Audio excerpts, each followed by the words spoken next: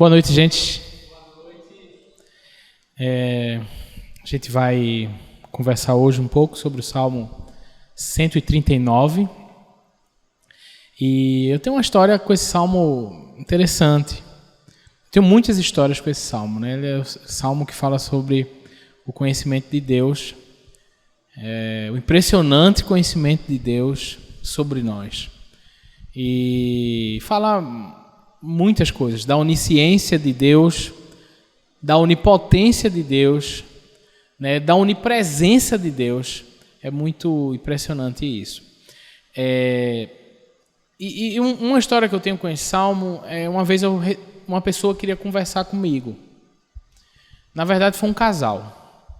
E esse casal ele disse assim para mim, na verdade o homem falou, né, pastor, é o seguinte, estou aqui, quero conversar com o senhor, porque a minha não era esposa ainda, a minha noiva ela tem um problema muito grande de autoestima.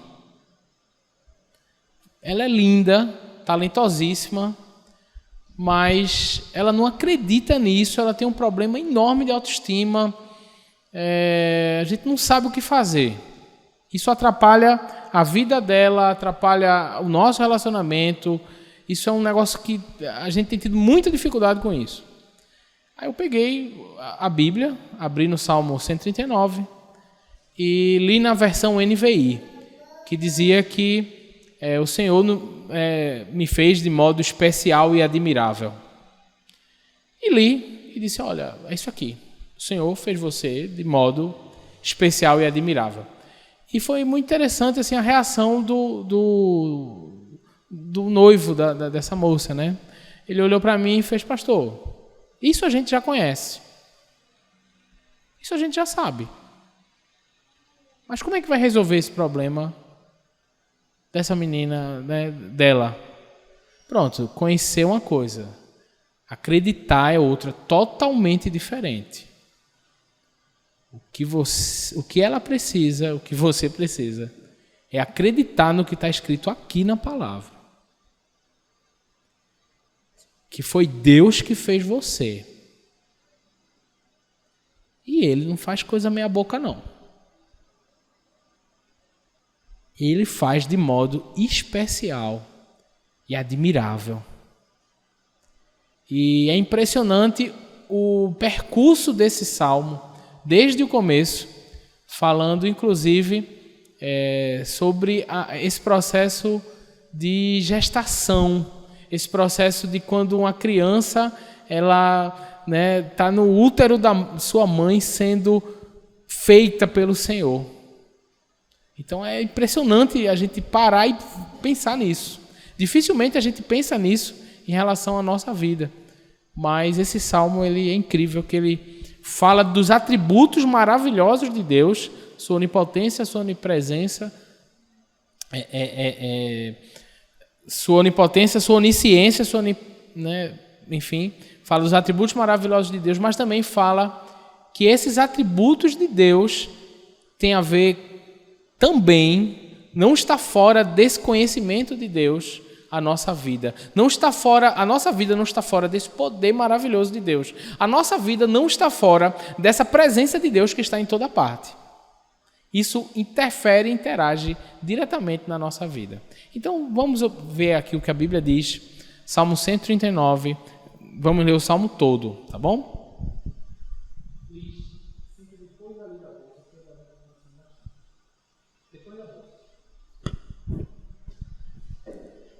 Vamos lá. Salmo 139. Senhor, Tu me sondas e me conheces.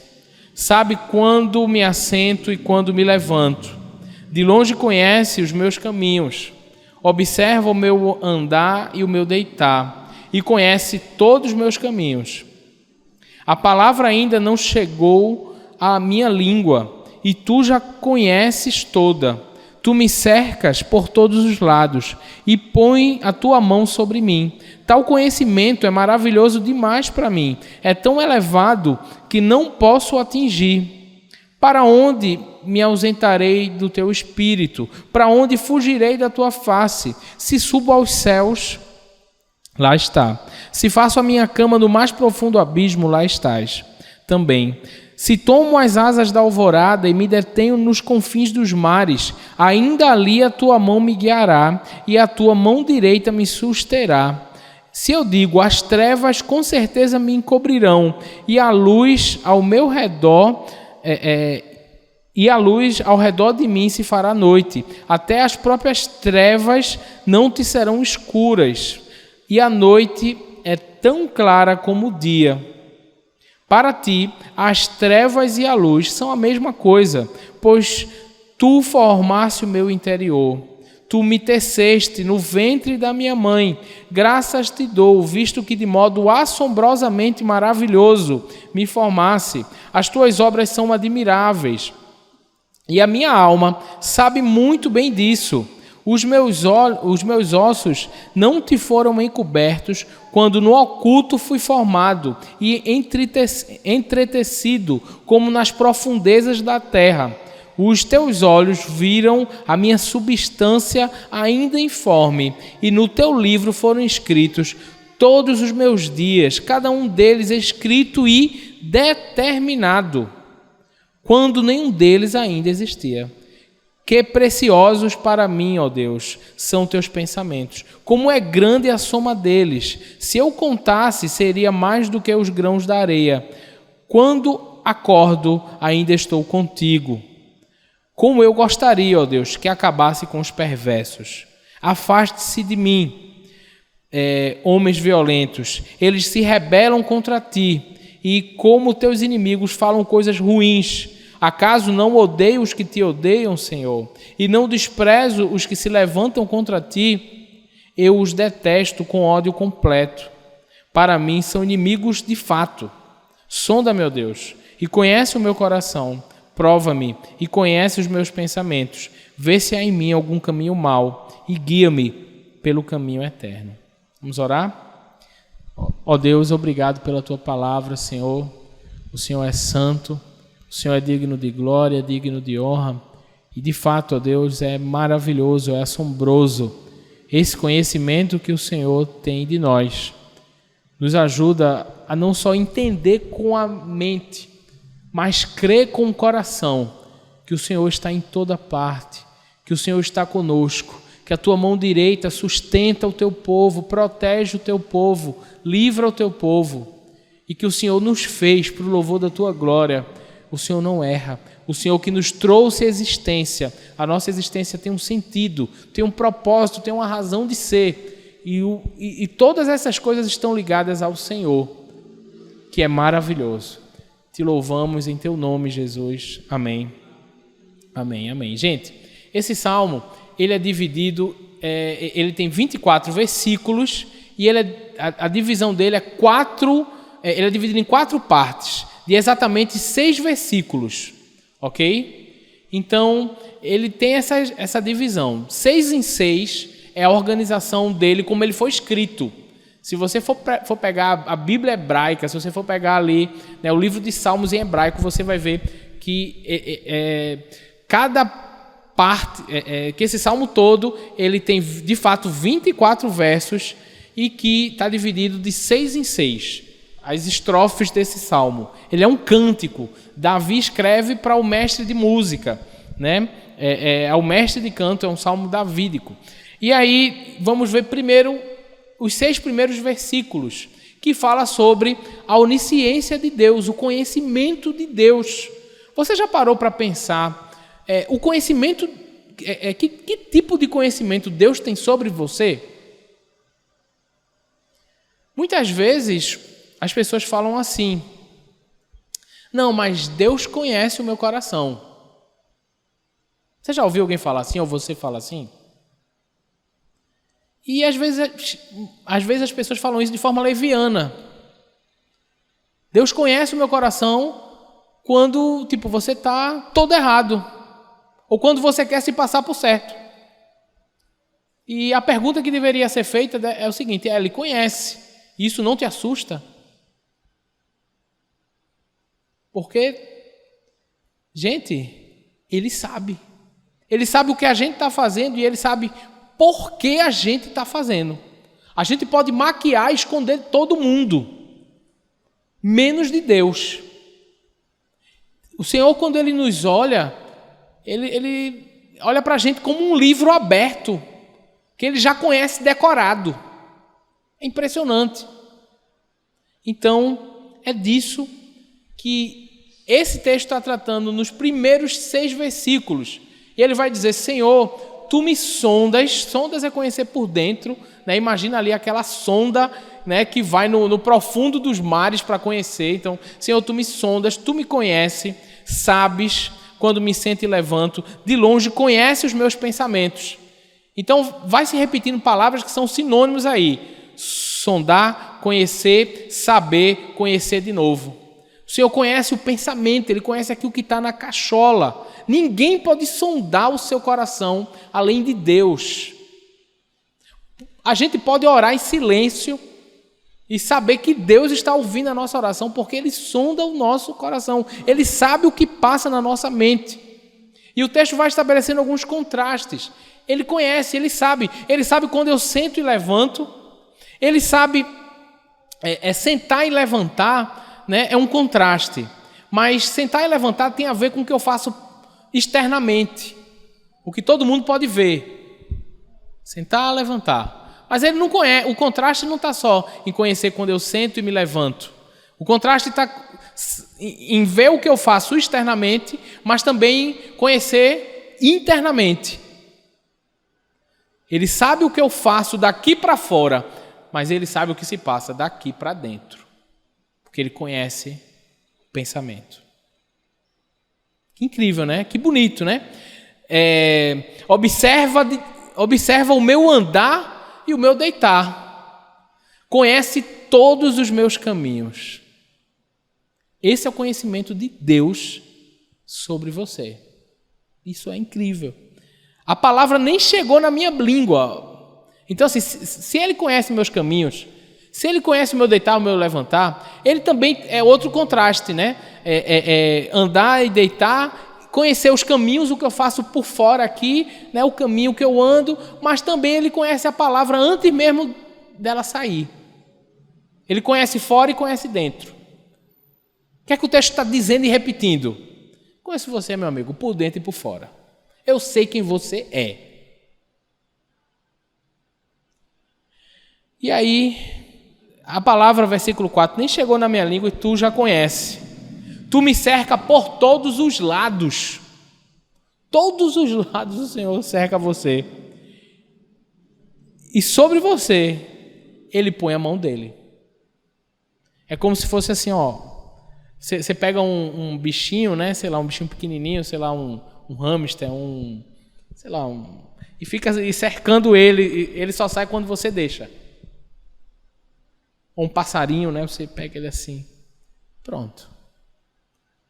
Você está na mão de Deus, meu amigo. Ah, eu nem acredito em Deus. Pois é. Mesmo assim. Depende de você. Ele sabe. Mas mesmo assim você está na mão dele. Não tem para onde você escapar.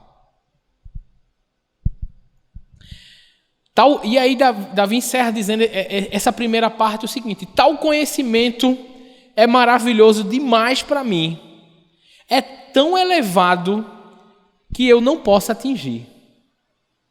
Então Davi assim, ele para e diz assim: nossa, não, minha gente, calma aí, deu um negócio agora na minha mente, esse conhecimento eu não consigo alcançar. Como é que Deus me conhece dessa maneira? Como é que Ele me conhece tanto? Como é que Ele sabe tudo de mim? Apesar dele ser poderosíssimo, Ele me conhece tão profundamente. Então, esse é o maravilhoso e pleno conhecimento de Deus sobre mim. Gente, esses 6 primeiros versos estão falando de mim, de você.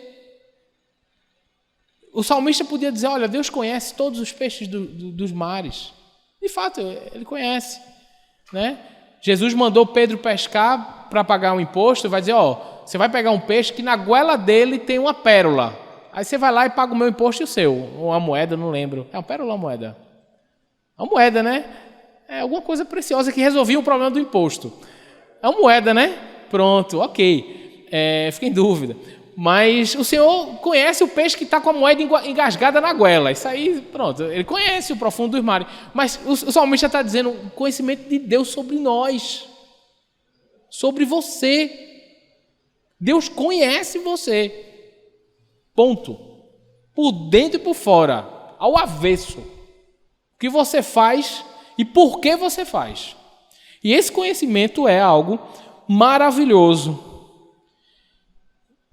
E já nos leva a uma aplicação, minha gente. Deus nos conhece de tal maneira e mesmo assim Ele continua amando a gente. Muitas vezes num processo de paquera, quando você, talvez esteja interessado numa pessoa, você quer mostrar para ela só o seu lado bom.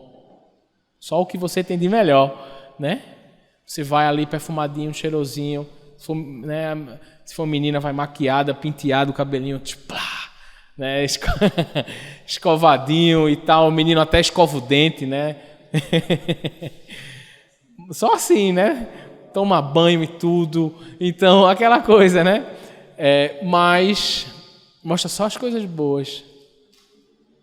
E muitas vezes esse é o motivo de muitos divórcios. Porque no namoro mostra só a coisa boa. Só flores, rosas. E quando vai casar, convive. Aí fala, rapaz, não sabia que era assim, não. Me escondeu, botou uma máscara o tempo todo. Agora no casamento não tem como mais, esconder. E aí é isso. Dá ruim, divórcio, cada um vai para o lado, coisa horrível.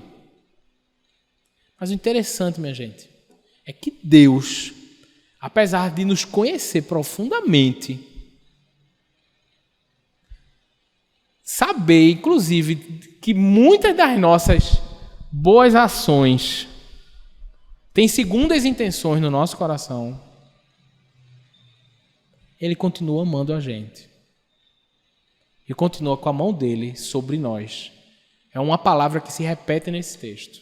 A tua mão sobre nós. Na próxima sessão, a gente vai ver que essa mão não é uma mão de juízo, mas é uma mão que sustenta e que guia. Que massa, né? Rapaz, Deus nos ama demais mesmo. Porque Ele sabe dos lugares mais escondidos do nosso coração. Ele não nos interpreta mal. Muitas vezes dizemos às pessoas, você está me interpretando mal. Não, Deus nunca lhe interpreta mal, porque Ele sabe exatamente quem você é. Ele nunca, ele não corre o risco dele se enganar. Ele sabe exatamente quem você é, o que você está fazendo, o que você está passando, está pensando e por que você está pensando assim. Mas Ele continua amando você. Jesus, em Apocalipse, Ele vai dizer que Ele é aquele que sonda mentes e corações. Quando Ele escreve às igrejas, Ele diz, olha, eu sou aquele que sonda mentes e corações. Sensacional, né? Isso mostra a onisciência de Deus, o conhecimento total, absoluto de Deus. Ok? Então, do verso 7 ao verso 12, a gente vai ver agora a onipresença de Deus. Deus está presente em toda parte. E aí o verso 7, na verdade, toda essa sessão do 7 ao 12, ele gira em torno dessas duas perguntas. Para onde me ausentarei do teu espírito? Para onde, gente? Qual é a resposta? Para onde eu posso fugir de Deus? Para onde eu posso fugir da sua face? É uma pergunta retórica. As duas têm a mesma resposta. Para lugar nenhum. Não tem para onde eu fugir. Deus é como o ar que eu respiro. Na verdade, para onde eu vou ali o ar está. Gente, talvez nem o ar, né? Porque se você for para debaixo d'água, tem ar também, mas é oxigênio, sei lá. Mas, gente, Deus está em toda parte, não tem como fugir. Para onde eu for fugir? Para onde me ausentarei? Não tem para onde fugir. E aí toda essa sessão gira em torno disso. Olha só o que diz o verso 8. Se eu subo ao céu, lá está. Se faço a minha cama no mais profundo abismo, lá está também. Então é contraste, né? A beleza do salmo, do cântico, vai dando contraste. Se eu vou no lugar mais alto, ali Deus está. Se eu vou no lugar mais baixo, Deus está também. E essa palavra abismo, ela no original é Sheol, que dá uma ideia de sepultura. Além do contraste do lugar mais alto e do lugar mais baixo, é incrível a gente pensar que até quando a gente morrer, até quando a gente for sepultado, ali também o Senhor estará conosco. Isso é incrível, maravilhoso. Né? Então, seguindo, né? Versículo 9. É sempre respondendo aquela pergunta, para lugar nenhum eu posso fugir de Deus. Né? Versículo 9 e 10. Se tomo as asas da alvorada, ou se me detenho no confim dos mares, ali tua mão me guiará e a tua mão direita me susterá. Então, se eu for com o nascer do sol, onde o sol nasce, o Senhor está. Se eu for no confim dos mares, assim, se eu for para o lugar lá no confim dos mares, Deus está também. De um extremo a outro, não adianta, Deus está. E ali, versículo 10, ainda ali a tua mão me guiará e a tua mão direita me susterá. Que coisa linda, gente. Ainda que a gente vá no lugar mais longe, a mão de Deus estará. A mão de Deus me guiará. Eu lembro, gente, do profeta Jonas, que tentou fugir da presença de Deus. O profeta Jonas desobedeceu a ordem do Senhor. O Senhor veio a Jonas e mandou ele ir para Nínive pregar contra a maldade dela. E ali o que é que aconteceu? Jonas se levantou, mas não para obedecer a palavra de Deus, mas para desobedecer. Jonas se levantou e foi para Tarsis, pegou um navio para Tarsis, né? A fim de fugir de Deus, de fugir do lugar onde Deus manda ele. E o que é que acontece? Ele consegue fugir? Não. O Senhor o encontra. E como é que o Senhor o encontra? Bem, o Senhor manda uma tempestade fortíssima, a ponto que ele diz, isso está acontecendo por minha causa, me joguem no mar que vai resolver. E aí o que é que acontece? Jonas é jogado, lançado ao mar, e aparece quem?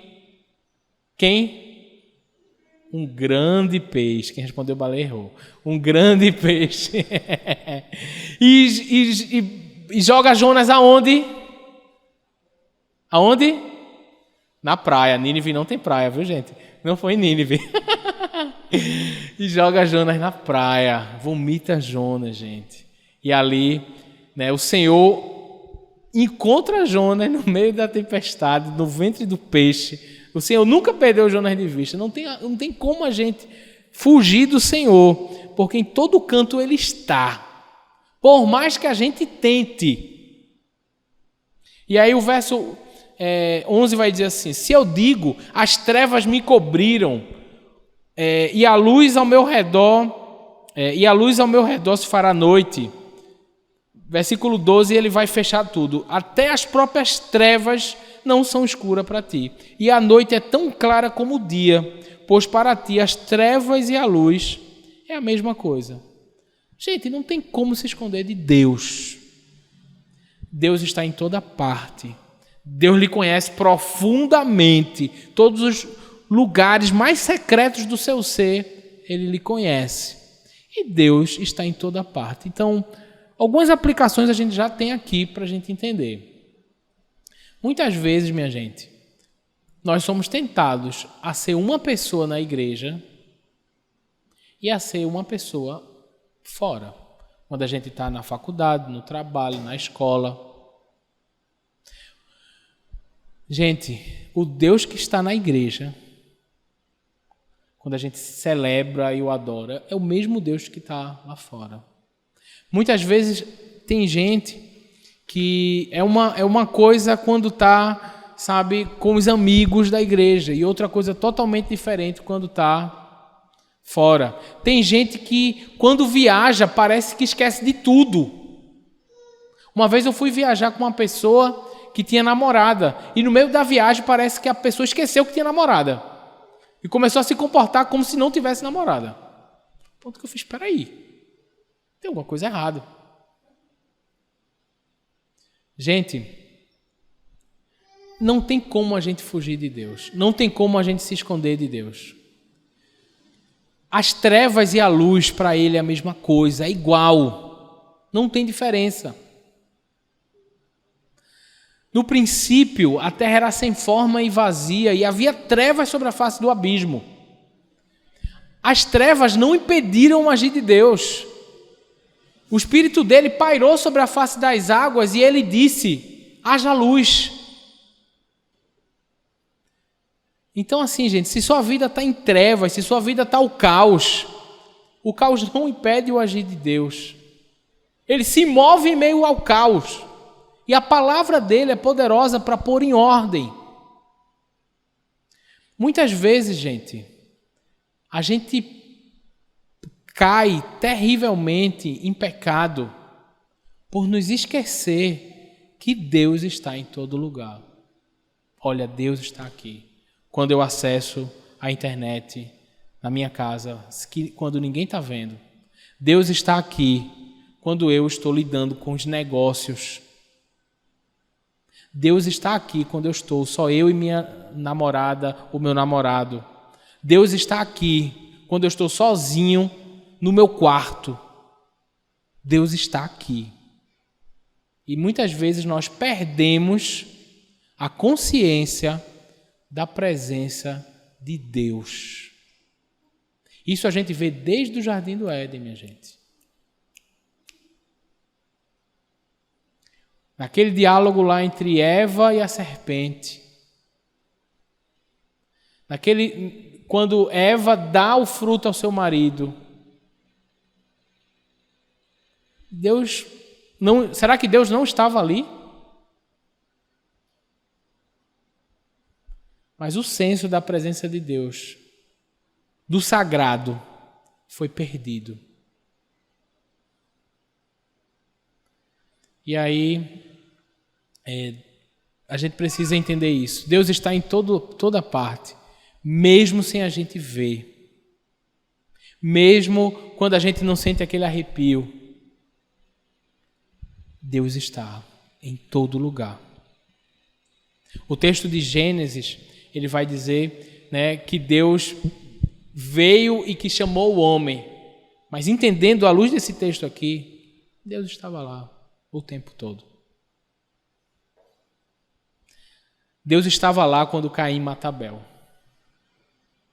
Deus estava lá o tempo todo. Tem como fugir da presença dele? Tem como se esconder em algum lugar? Não tem. Não tem. Então, assim, meus irmãos, é isso. Não importa para onde eu vá, Deus estará lá, me sustentará e me guiará. Ainda em desobediência, Deus sustentou Jonas no ventre do peixe. Gente, aquele peixe é o sinal da graça de Deus, pô. Imagina tu ser lançado no mar revolto. Deus proporcionou para Jonas uma bolsa de ar onde ele podia respirar no ventre daquele peixe ali. Deus guardou e sustentou. Não estou com isso incentivando ninguém a você viver em desobediência e tentar fugir de Deus. Mas até quando a gente terrivelmente peca de forma alienada da presença de Deus que está em toda parte, ainda assim Ele continua nos sustentando e nos guiando para onde? De volta para Ele mesmo, gente. Então, que coisa linda, né? Então, vamos lá do verso 13 ao verso 18. Falar da onipotência de Deus. A gente viu que Deus está presente em todo lugar. A gente viu que Deus conhece todas as coisas. E agora a gente vai falar da onipotência de Deus, do poder de Deus. Deus como todo-poderoso que criou a nossa vida. Olha só, versículo 13. Pois tu formaste o meu interior. Tu me tecesse no ventre da minha mãe. Graças te dou, visto que de modo assombrosamente maravilhoso me formasse. As tuas obras são admiráveis. A minha alma sabe muito bem. Olha o que o texto está dizendo. Que o Senhor me formou no interior da minha mãe, que o Senhor me viu quando ninguém podia ver. Quando ninguém sabia que minha mãe esperava um bebê. O Senhor me viu ali.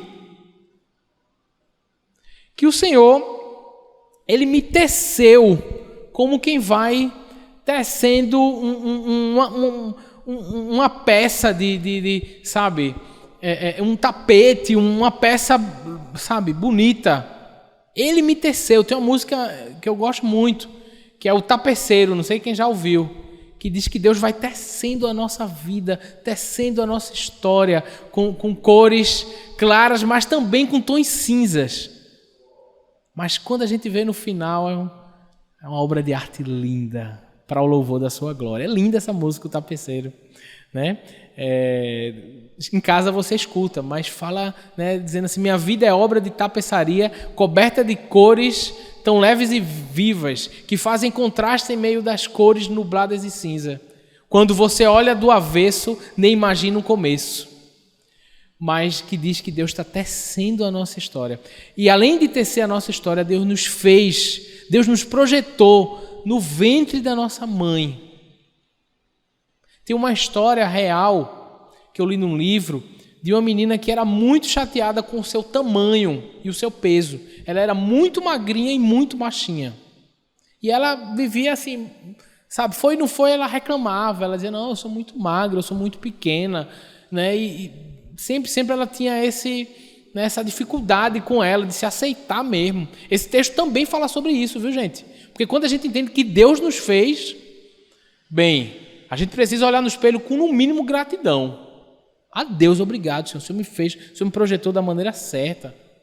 De forma maravilhosa, um quadro, né? Recentemente jogaram sopa no quadro de quem? Van Gogh, não foi? O quadro dos girassóis lá. Imagina o autor daquela obra dizendo não. Né? Imagina quando a gente quer mudar algumas coisas que Deus fez. Né? Não, gente, Deus fez com propósito. E essa menina que vivia se queixando porque era muito magra, muito pequena, um dia aconteceu um acidente com ela, que ela foi atropelada e que o caminhão passou por cima dela. Só que ela era tão magra, tão pequena que passou. Se fosse alguém gordinho assim feito eu, já era. Mas ela sobreviveu bem, porque ela era magrinha e pequenininha. Gente, e ela começou a entender, nossa, Deus faz tudo perfeito. Deus usou aquilo, Deus sabia da minha história, Deus sabia que eu ia precisar ser magra e pequena para estar viva hoje. Gente, Deus cumpre o plano dele em nós. Então, Ele nos conhece. Né? O verso 15 vai dizer assim: os meus ossos não te foram encobertos. Ele viu nossos ossos. É incrível, né? Como é que sai alguém tão complexo, né, do ventre de uma mulher? Né? Então, assim, os meus ossos não te foram encobertos. Quando no oculto, quando escondido eu fui formado. Eu fui entristecido como nas profundezas da terra. Então, vai dizendo o seguinte, que ele foi formado como nas profundezas da terra. Quem foi formado da terra? Adão. Está relembrando ali, minha gente, o processo miraculoso, maravilhoso, de quando Deus, do pó da terra, fez Adão. Foi incrível, né? E ali teve o sopro de vida, o vento de Deus ali sobre Adão. Então, da mesma forma, eu fui entristecido, eu fui formado como quem é feito nas profundezas da terra, como Adão. Os teus olhos viram a minha substância informe. Antes mesmo de fecundar, o Senhor viu. E aí entra uma parte chocante no verso 16. No teu livro foram escritos todos os meus dias.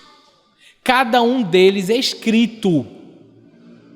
Gente, se essa parte aqui está dizendo que Deus me viu quando ninguém tinha me visto, no ventre da minha mãe, lá no comecinho, né? No verso 13 diz assim, tu formaste, no verso 15, os meus ossos não te foram encobertos quando no oculto foi formado. Então assim, Deus me viu quando eu estava lá e ninguém sabia que tinha um bebê ali na barriguinha da mamãe, mas eu estava lá, o Senhor viu. Mas o Senhor não só viu a largada, mas Ele já viu também o quê? A chegada. Ele me viu quando ninguém viu, mas, olha só, verso 16, os teus olhos viram minha substância ainda informe, e no teu livro foram escritos todos os meus dias. Deus já sabe o final.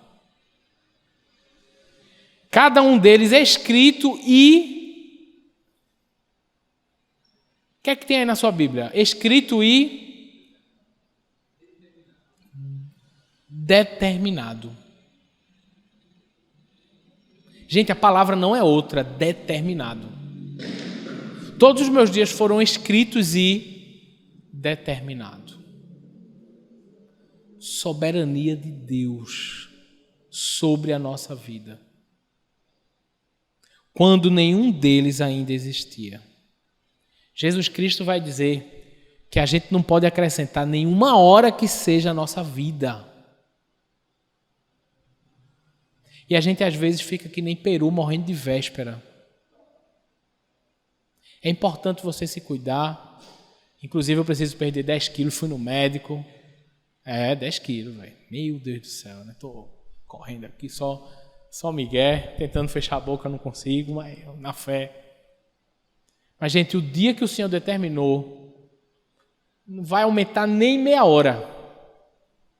O dia que o Senhor determinou para eu ir, oxe, não tem nem o que discutir, papai. Ele viu a chegada, ele viu a largada. Se cuide. Mas o Senhor sabe de tudo, já está escrito, Ele conhece o final. E a boa notícia, gente, é que Ele é bom. Confia no Senhor. Ele é bom. E disso, Davi vai concluir aqui. Se Deus viu o meu começo, se Deus me chama à existência, se Deus sabe todos os meus dias, se todos os meus dias estão determinados por Ele, e Ele sendo quem é, olha como Davi termina, 17 e 18, que preciosos para mim, ó Deus, são os teus pensamentos.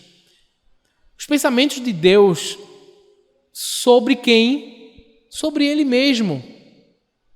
Você já parou para pensar como é precioso o que Deus pensa sobre você? Aldo, é o que Deus pensa sobre você. Você já parou para pensar assim, poxa, como é precioso, como é grande o que Deus pensa acerca de mim? Gente, isso não é autoajuda, não. Isso é ajuda do alto. Isso não é, tá entendendo, assim, motivacional, coach, não, pô. Mas a Escritura está dizendo, gente, Deus é bom. E Deus tem pensamentos de amor para com seu povo, de bondade, de misericórdia, de verdade. O profeta Jeremias vai dizer, olha, meus pensamentos para você são pensamentos de paz e de um futuro. E Davi está dizendo isso, olha, como são preciosos os teus pensamentos, como é grande a soma dos teus pensamentos. Pensamentos sobre quem? Sobre o que Deus pensa de mim.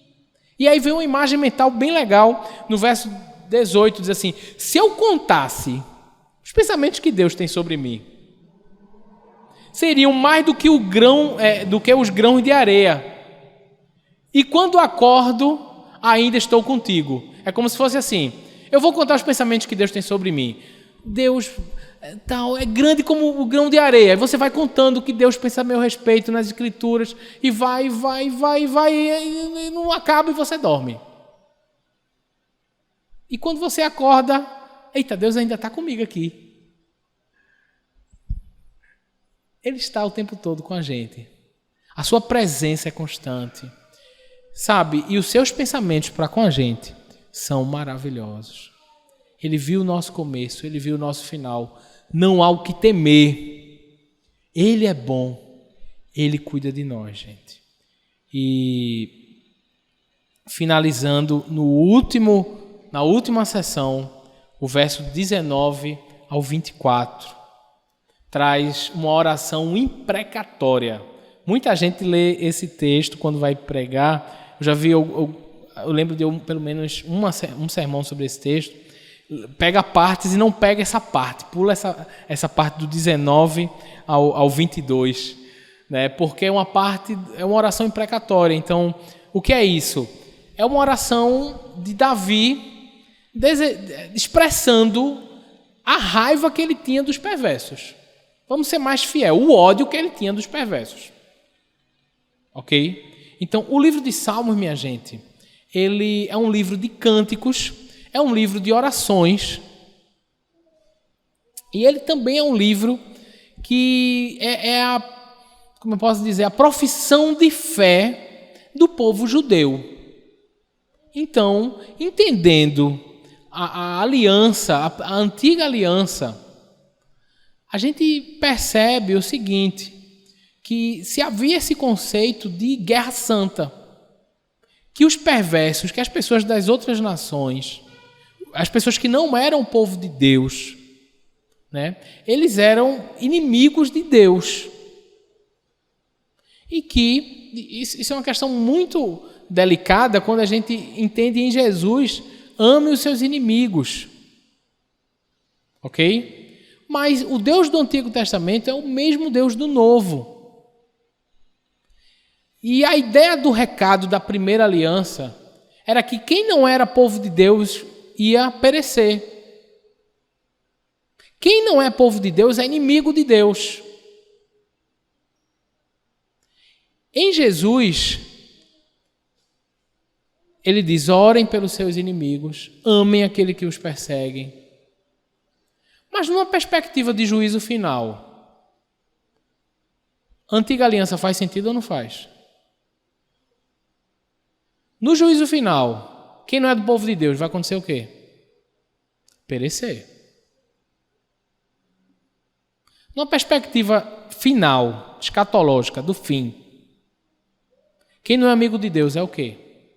Inimigo de Deus, rebelde contra o Rei dos Reis, desprezando tão grande amor e decidindo viver de forma independente dele.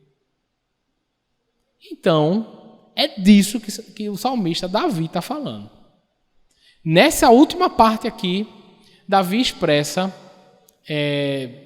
a sua integridade diante desse Senhor maravilhoso. A sua raiva, o seu ódio daquilo que é mal. E de fato, irmãos, precisamos odiar o que é mal. Porque Deus odeia o que é mal. E esse ódio de Davi, ele não tem a ver só com o mal que está no outro. Ele tem a ver com o mal que está nele mesmo. Como é que ele termina? Senhor, vê se em mim tem algum mal. E ajeita também, porque o mal não está só no outro, não. Pode ter mal em mim também. Me guia por um caminho eterno. Tá dando para entender, gente? Vamos lá observar. Alguma dúvida nisso aí? Como a gente tem pouquinha gente... Pronto. Então vamos lá. Versículo 19. Como eu gostaria, ó Deus, que acabasse com os perversos. Afaste-se de mim, homens violentos. Essa parte é importantíssima, gente, porque ela dá para a gente uma perspectiva do que estava acontecendo aqui com Davi.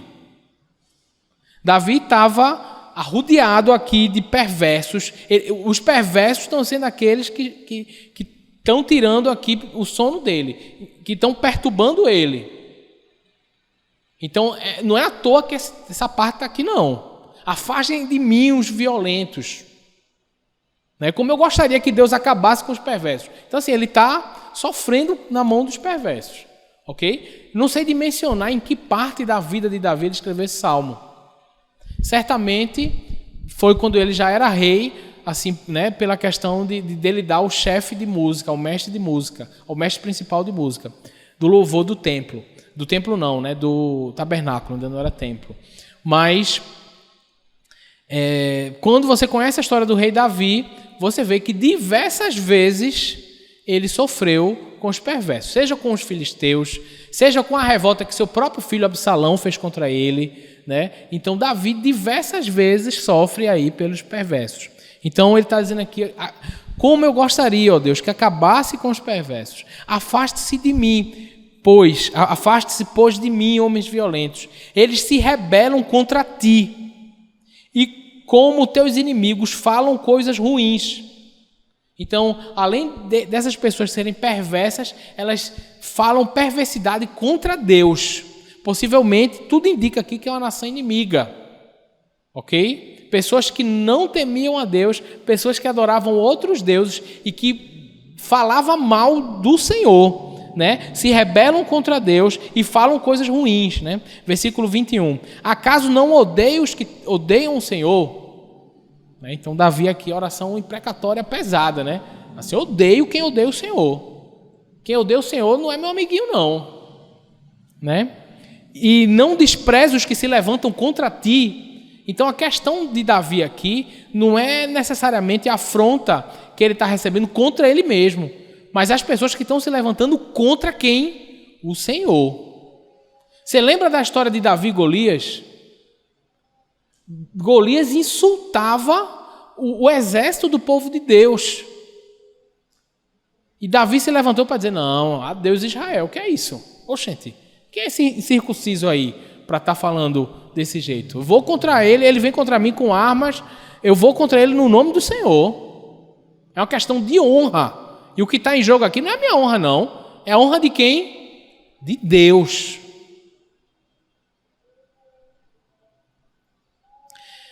Versículo 22. Eu os detesto com ódio completo. Para mim, são inimigos de fato. Então, assim, quem é inimigo de Deus para Davi também, corte, meu velho. Fecha comigo, não. Entendeu? Então, é isso. Davi, ele é alguém que é íntegro. Ele é alguém que está buscando essa integridade, entendendo que a perversidade no outro é algo que perturba ele. A perversidade no outro que fala contra Deus é algo que para ele, sabe, ele toma para si. Gente, em alguns momentos a gente precisa tomar para si mesmo quem fala contra o nome do Senhor. Muitas vezes nós nos omitimos. A gente não precisa sair brigando com ninguém, street fight, buruçu, não. Mas Jesus não nos chamou para isso. Mas a gente precisa se levantar com ousadia e testemunhar quem é Jesus. Muitas vezes num contexto que as pessoas têm ódio de Deus mesmo. Sabe? E esse ódio muitas vezes é expresso. Sabe? Enfim, como a gente falou que Deus conhece, por exemplo, o seu interior, né? Porque falar isso nesse momento aqui vai aparentar algo político, né? E não é. Mas, por exemplo, olhar para esse texto, a forma como Deus diz que forma um ser humano no interior, com essa beleza, e não pensar na situação do aborto como um crime hediondo,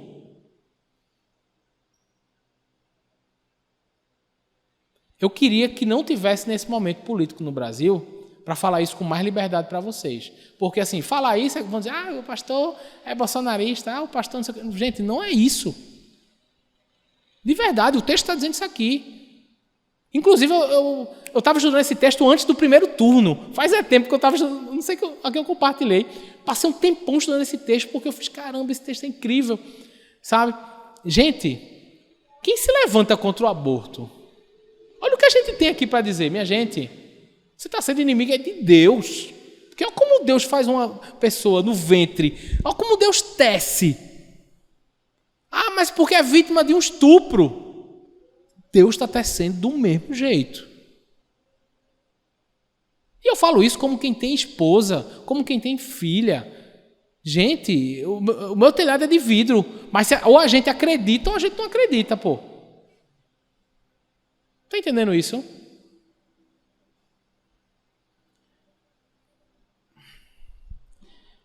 É isso. 23 e 24. Sonda-me, ó Deus. O mal que está no outro é possível que esteja em mim também. Sonda-me, ó Deus. Conhece o meu coração. Ele já começou o salmo falando que Deus conhecia. Mas ele está pedindo, Senhor, olha para o meu coração. Sonda, Senhor. Conhece. Prova os meus pensamentos. Vê o que está aqui na minha mente, Senhor. Eu preciso que o Senhor faça essa checagem aqui, de modo especial. Sabe por quê? Porque eu preciso que o Senhor veja se em mim tem algum caminho mau. Gente, que contraste absurdo. Para mim, assim. E esse contraste, para mim, foi o maior de todos. O salmista está dizendo assim, Deus me conhece pelo avesso. E eu nem me conheço a ponto de saber se tem algum caminho mau em mim. Vê que contraste. O contraste do Deus que tudo conhece em comparação a mim, que não conheço nem meu coração. Que se Deus não mostrar onde eu estou errado, eu vou permanecer cego em relação aos meus pecados e delitos. Sonda-me, ó Deus. Conhece o meu coração. Vê se há em mim algum caminho errado, algum caminho mau. Davi só não odeia o mal no outro. Muitas vezes, gente, a gente só olha para o mal no outro. Aí disso eu posso falar também. Politicamente falando também. Beleza? Para ninguém ficar com raiva. Mas não só isso, gente. A gente só olha o mal no outro. O mal está aqui, ó. Senhor, tem misericórdia de mim. Sonda-me, vê se há algum caminho mau e guia-me pelo caminho eterno, porque eu sei que para ser guiado pelo caminho eterno, o Senhor não compactua com o mal, não. Se os perversos são inimigos do Senhor, eu não posso também ser perverso, Senhor. Tira isso do meu coração. Eu admito que no meu coração pode haver alguma perversidade. E a gente se engana profundamente quando não faz essa oração, não admitindo o mal que há em nós.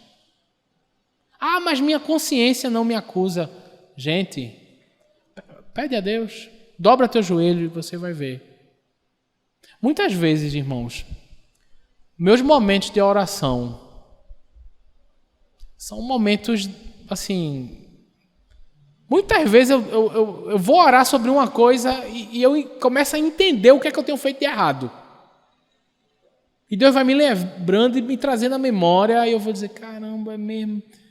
Tá entendendo? Tipo assim, eu vou orar aqui, sei lá, vamos dar uma ideia aqui, vou orar aqui pelo Brasil, estou dando uma exposição. E aí quando eu vou orar pelo Brasil, eu lembro, mas Deus, poxa, eu errei com fulana, a fulana tá chateada comigo, eu fui grosso, ô Senhor. Aí começa a lembrar poxa, eu preciso, eu estou errado nisso aqui. Estou fazendo isso aqui, todo mundo acha que eu sou bonzinho, mas a motivação errada está por trás, misericórdia. A gente precisa disso, gente. A gente precisa que o Senhor mostre o nosso coração. E o que Ele vai mostrar, quando mostra o nosso coração, não é bom. Mas Ele transforma. E nos conduz. Ainda assim, a sua mão me guiará. Ainda assim, a sua mão me sustenta. E me conduz pelo caminho eterno. Porque o caminho do mal é um caminho passageiro, é um caminho terreno. Finalizando, meus amigos, o Senhor Todo-Poderoso que me formou e está em toda parte, conhece tudo sobre mim, sonda o meu coração e guia-me pelo caminho eterno. Frase curta para a gente lembrar. O Senhor poderosíssimo me guia pelo caminho eterno. Deixa o Senhor guiar você pelo caminho eterno. Não se associe com os maus, participando com eles de suas maldades. Mas se coloque diante do Senhor para que Ele transforme a maldade no seu coração, a perversidade, o pecado que há no seu coração, em virtude, para a glória do nome dele. O Senhor poderosíssimo me guia pelo seu caminho eterno. O Senhor mandou o seu Filho, Jesus Cristo, para nos guiar por um novo e vivo caminho. Caminho esse aberto por seu sangue, para que nós tenhamos acesso a Ele, mesmo sendo pecadores, mesmo sendo maus. Mas um novo e vivo caminho nos foi aberto. Que o Senhor nos guie pelos seus caminhos. E pelo menos mais 2 aplicações se faz necessário. Primeiro, não devemos perder a consciência da presença do Senhor. Nunca. Não perca a consciência da presença do Senhor.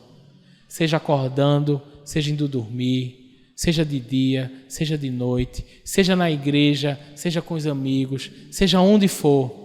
Não perca a consciência, a noção da presença do Senhor.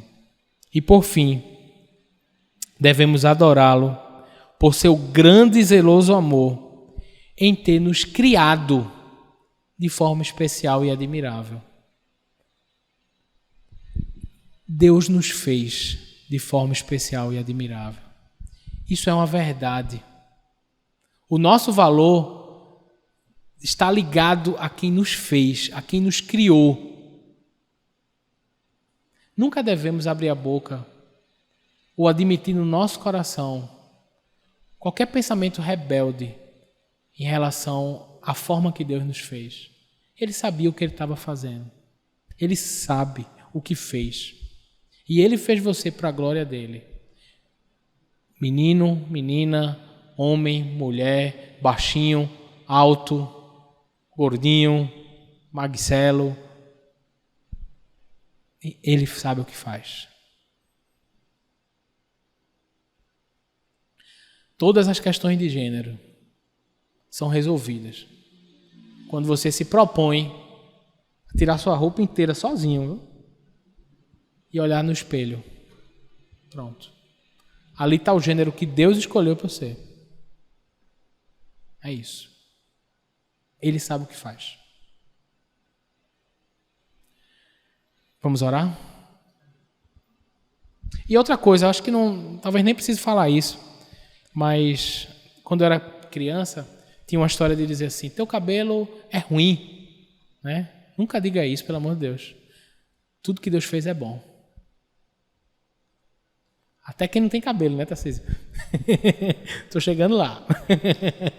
Tudo que o Senhor fez é bom. Tá bom? Vamos orar?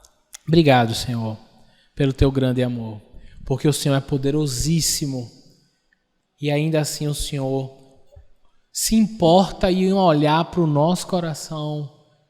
O Senhor nos vê como um livro que já foi lido, compreendido e decorado pelo Senhor. Nos faz confiar em Ti, Senhor, plenamente, porque o Senhor é bom. O Senhor nos viu quando ninguém nos viu no começo da nossa jornada, no ventre de nossa mãe. Quando nem ultrassom ainda podia ver, o Senhor viu. E o Senhor sabe do nosso final. E ainda que a gente vá para uma sepultura, o Senhor também estará lá conosco. O Senhor não abandona seus servos na sepultura. O Senhor nos ama. O Senhor é amor. O Senhor é bondoso. O Senhor é glorioso. Apesar dessa glória que tem, o Senhor se importa com a gente também. Obrigado, Senhor. Isso é maravilhoso, Pai. Não deixa a gente ser rebelde contigo em relação à forma que o Senhor nos fez. O Senhor nos fez de modo especial e admirável para o louvor da Tua glória. Isso não tem a ver com nenhum mérito nosso, mas tem a ver com bondade do Senhor. Ó Deus, te clamo, Senhor, te peço que o Senhor mude o nosso coração, que o Senhor sonde o nosso coração, sonde a nossa mente, que o Senhor veja aquilo de errado que há em nós. Com certeza há, Senhor. Misericórdia. Nos guia pelo caminho eterno. Em nome de Jesus. Amém.